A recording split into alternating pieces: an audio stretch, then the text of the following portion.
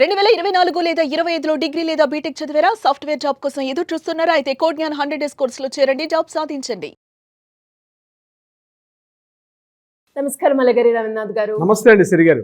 కన్న కొడుకే కాలయములా మారి అతి కిరాతకంగా దారుణంగా కన్న తల్లిని చంపిన సంఘటన పొద్దుటూరులో జరిగింది. అసలు ఏం జరిగి ఉండొచ్చు?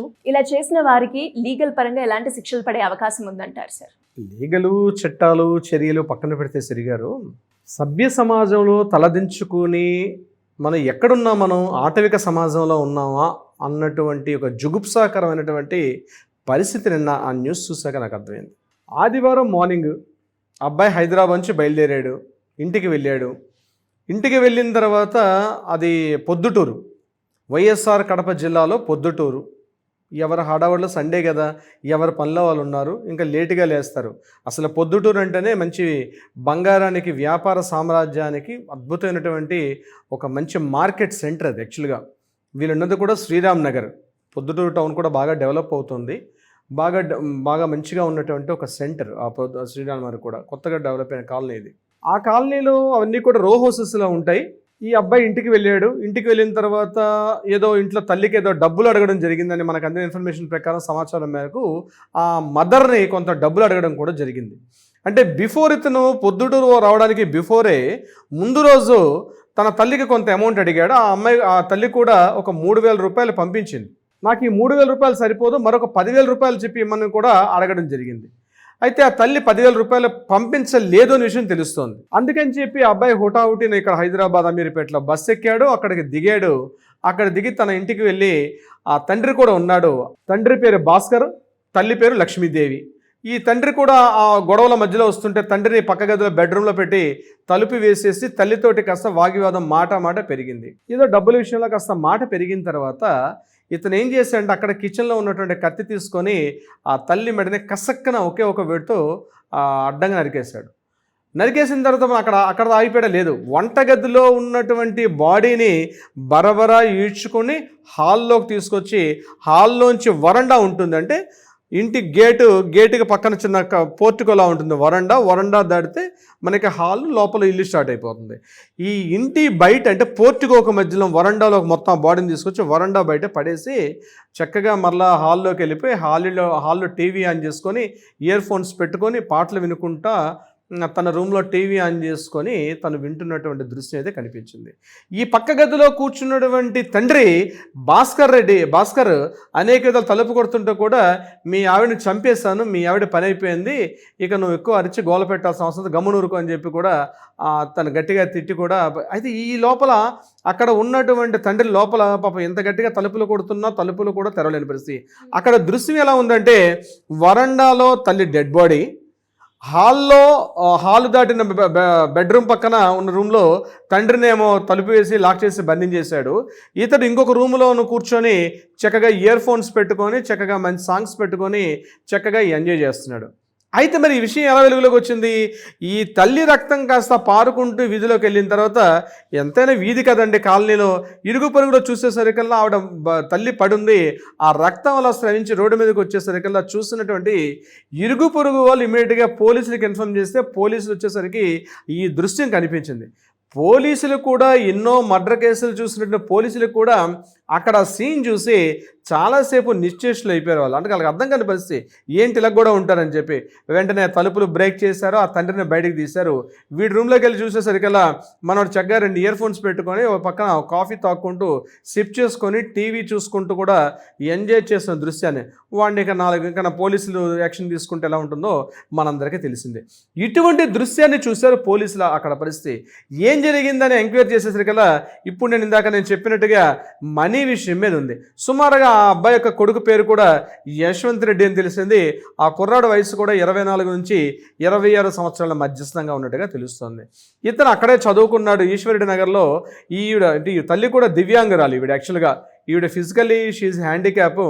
ఈవిడ అక్కడ దివ్యాంగురాలుగా ఉంది. ఆ స్కూల్లో ఒక ఉపాధ్యాయులుగా పనిచేస్తుంది. తండ్రి కూడా ఒక ప్రైవేట్ స్కూల్లో పనిచేస్తూ, తండ్రి కూడా ఈ ఇటీవల కాలంలో ఆ జాబ్ కూడా మానేసి ఇంట్లోనే ఉంటున్నాడు. ఈ తల్లికి సపోర్ట్ చేసుకుంటూ ఉండడం. ఒకడే కొడుకు. ఆ ఒకడే కొడుకు ఉన్నటువంటి ఆ ఇంటి వాతావరణం అది. చక్కగా హైదరాబాద్ ఈ అబ్బాయిని బీటెక్ చేసుకుందని చెప్పి హైదరాబాద్ వచ్చాడు. ఉద్యోగరీత్యా ఏదో జాబ్ చేద్దామని హైదరాబాద్ వచ్చి 2 సంవత్సరాల పాటు ఖాళీగా కూర్చున్నాడు, కానీ ఎక్కడ ఉద్యోగం రాలేదు. ఇక్కడ దగ్గరలోనే అమీర్పేటకు వచ్చి హాస్టల్లో ఉంటూ ఆ తల్లిదండ్రులు పంపిస్తున్న అమౌంట్ ఎప్పుడు కావాలంటే ఆవిడ ఎలాగో గవర్నమెంట్ ఉద్యోగస్తులు కాబట్టి ఎంతో కొంత తన శాలరీలో, అయ్యో నా కొడుకు బాగుపడతాడు కదా, నా కొడుకు ఏదైనా ఉద్యోగం చేసుకుని మళ్ళీ మమ్మల్ని కూడా సాకుతాడు కదా, చివరి దశలో అనుకుంటూ అడిగినప్పుడల్లా అమౌంట్ ఇచ్చుకుంటూ వెళ్ళారు తల్లిదండ్రులు కూడా. కానీ ఎక్కడో ఈ ఆర్థిక లాభాలు అంటే తల్లి అమౌంట్ అడిగినప్పుడు ఇస్తున్నప్పుడు కూడా ఎక్కడ బెడిసి కొట్టింది ఆ కొడుకు. ఇంతటి ఇప్పుడు మనం మాట్లాడుకున్నటువంటి అత్యంత ఘోరమైన ఒక దురదృష్టకరమైన సంఘటనగా మనం చెప్పుకోవచ్చు. పొద్దుటూరు అంటేనే ముఖ్యంగా బంగారానికి అక్కడ వాసవి కన్యకా పరమేశ్వర అమ్మవారు ఉంటారు. ఆ తల్లి అక్కడ స్థాపితంగా ఉన్నటువంటి తల్లి. అటువంటి ఆవిడ దుర్గా నవరాత్రులు మొన్ననే కంప్లీట్ చేసుకున్నాం. మొన్నతోటి కంప్లీట్ అయింది. దుర్గా నవరాత్రులు కూడా మొన్న సాటర్డే తోటి కంప్లీట్ అయిపోయింది.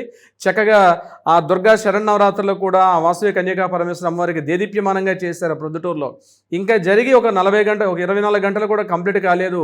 ఇటువంటి దురదృష్టకరమైన విషాదకరమైన సంఘటన పొద్దుటూరులో జరిగిందంటేనే అసలు ఎంత బాధ అనిపిస్తుందంటే, అంటే ఎక్కడా జరగకూడదు, పొద్దుటూరు అనే కాదు ఎక్కడ కూడా ఇలాంటి సంఘటనలు జరగకూడదు, కానీ ఇటువంటి సంఘటన జరిగిందంటే చాలా బాధ అనిపిస్తుంది. ఎందుకంటే నేను కూడా అనేక సందర్భాల్లో పొద్దుటూరు వెళ్ళడం జరిగింది. అక్కడ వాసవి కన్యకా పరమేశ్వర అమ్మవారు ఇప్పుడు కాదు కొన్ని వందల ఏళ్ళ నాటి ఆ తల్లి అక్కడ స్థిరవాసం చేసుకున్న ఇల్లు. అందుకనే ఇప్పటికి కూడా అక్కడ బంగారానికి పొద్దుటూరులో బంగారం అంటే చాలా ఫేమస్. ఈ వెదవుడు మరి ఎలా పుట్టాడో ఈ తల్లిదండ్రులకి, ఇటువంటి ఆ తల్లిదండ్రులు చూస్తే ఉద్యోగం చేసుకొని, అది కూడా దందున ఆవిడ దివ్యాంగురాలు పాపం ఆవిడ. అటువంటి తల్లిని ఎట్లా చెడబుట్టాడో, ఈ పనికిమాలని ఎట్లా పుట్టాడో తెలియదు. కానీ ఈరోజు 52 ఏళ్ళ వయసు ఉంటుంది ఆ తల్లి వయసు. ఆ తల్లిని తన జీవితాన్ని అర్ధాంతరంగా ముగించేశాడు. ఆ తండ్రితో పోలీసులు మాట్లాడితే తండ్రి కూడా చెప్తున్నాడు, ఇటీవల కాలంలో నా యొక్క కొడుకు యొక్క మానసిక స్థితి బాగాలేదు, తను కొంత మానసిక వైకల్యంతో బాధపడుతుందని చెప్పాడు. మానసిక వైకల్యంతో ఉంటే ఏదైనా స్పెషలిస్ట్ని చూపించుకోవాలి, ఓ థెరపిస్ట్ని చూపించుకోవాలి, ఇంకా ఏదైనా ఉంటే ఒక మెడికల్ ట్రీట్మెంట్ తీసుకోవాలి. అలా కాకుండా ఇట్లా ఇంతటి అఘాయిత్యానికంటే సైకలాజికల్ డిజార్డర్ గురించి ఎందుకు మాట్లాడుతున్నాడంటే సిరిగారు, వంటగదిలో చంపేసి వంటగది నుంచి ఈడ్చుకొని ఆ బాడీని హాల్లో నుంచి దాటి మరలా ఇంటి వరండాలో పడేసి, అంటే ఇంటి బయట ఉన్నటువంటి మన కుక్కను కూడా అలా చేస్తే కూడా మన హృదయం తట్టుకోలేదు. అలాంటిది 9 మాసాలు మోసి కని పెంచి పెద్ద చేసినటువంటి తల్లి ఎడల అంతటి అమానుషీయంగా, అత్యంత పాశవికంగా, అత్యంత దౌర్భాగ్యంగా ఆ మానసిక ప్రవృత్తి ఏమై ఉంటుంది? ఇట్లాంటి దుర్మార్గుల సమాజంలో ఉంటే, కన్న తల్లిని ఆ రకంగా చూశాడంటే, ఇలాంటి చీడపురుగుల సమాజంలో ఉండడం అత్యంత దారుణంగా. ఇది భారతదేశంలో జరిగింది కాబట్టి వీడికి బహుశా మళ్ళీ కోర్టులు చట్టాలని చెప్పి వాడికి లోపల వీటికెళ్ళి ఇంకా మన పోలీసులు చేసి, అంటే మన న్యాయ ప్రవృత్తి అదే కదా, వాడిని తీసుకెళ్ళి రిమాండ్ చేస్తారు, ఛార్జ్షీట్ ఫైల్ చేస్తారు, వాడి మీద నేర రూపం అవడానికి ఏడాదిన్నర పడుతుంది. నేనేమంటానంటే, ఇదే ఇతరత్ర లాంటి దేశాల్లో ఏం చేస్తారంటే వేలుకు వేలు కాలికి కాలు అన్నట్టుగా, అంటే అట్లాంటి చట్టాలు రావాలని నేను కోరుకోవట్లేదు. కానీ ఇటువంటి సభ్య సమాజం హర్షించినటువంటి ఇలాంటి సంఘటనలు జరగడం అన్నది, అంటే వాడి మానసిక ప్రవృత్తి ఏ నైజంలో ఉంది? ఇందాక అన్నట్టుగా ఒక కుక్క గాని ఇచ్చిన గాయం పడితేనే గట్టి ఏడిస్తేనే మనం తట్టుకోలేనటువంటి ఒక సిచ్యుయేషన్, ఒక మానసిక ప్రవృత్తి కలిగినటువంటి మనలాంటి వారి మధ్య ఇలాంటి నరహంతకుడు వీడు. అంటే ఇలాంటి వాడు అడవుల్లో ఉండడానికి ఏ పాశవిక ప్రవృత్తి అంటారు, అంటే ఒక వైల్డ్ యానిమల్లా బిహేవ్ చేయడం తప్పించి ఒక సాధారణ మనిషిలా కూడా ప్రవర్తించలేదు వాడు. తల్లి అంటేనే ఎంత చేసుకున్నా బహుశా చెడ్డ తండ్రి ఉంటాడేమో కానీ చెడ్డ తల్లి అన్నది ఎక్కడా ఉండదు.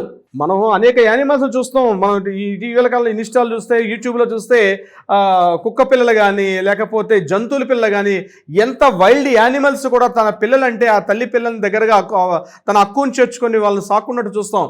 అలాంటిది కన్న తల్లిని చంపేయడం ఒకటే కాదు, చంపేసి వాడు చేసిన బిహేవియరు, తన గదిలోకి వాడు వెళ్ళి కూర్చొని ఎవరో బయట జరిగినట్టుగా వాడిలో, అంటే ఆ మానసిక వైకల్యం ఒక జరిగింది, ఏదో ఆవేశంలో చేసేసాడా, ఏదో మాట అనుకున్నాం, కొట్టేశాడు, తిట్టేశాడు, చంపేశాడు, దాని వేరు. కానీ వీడు ఆ సంఘటన జరిగిన తరువాత వాడు చేసినటువంటి బిహేవియర్ ఏదైతే ఉందో, మానసిక స్థితి ఏదైతే ఉందో, సభ్య సమాజంలో అలాంటి వాడు బ్రతకడానికి కూడా, జీవించడానికి కూడా అర్హత లేదంటాను నేను.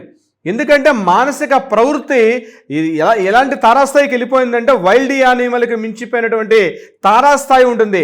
ఒక పులి, ఒక సింహం ఎలా అయితే తన చీల్చి చెండాడుతుందో అంతకన్నా హీనమైన స్థితిలో వాడు బిహేవ్ చేసిన పద్ధతి ఏదైతే ఉందో, ఇలాంటి సంఘటనలు మరలా జరగకుండా ఉండే విధంగా కఠినమైనటువంటి చర్యలు తీసుకోవాలి, కఠినమైన శిక్షలు అమల్లోకి రావాలి.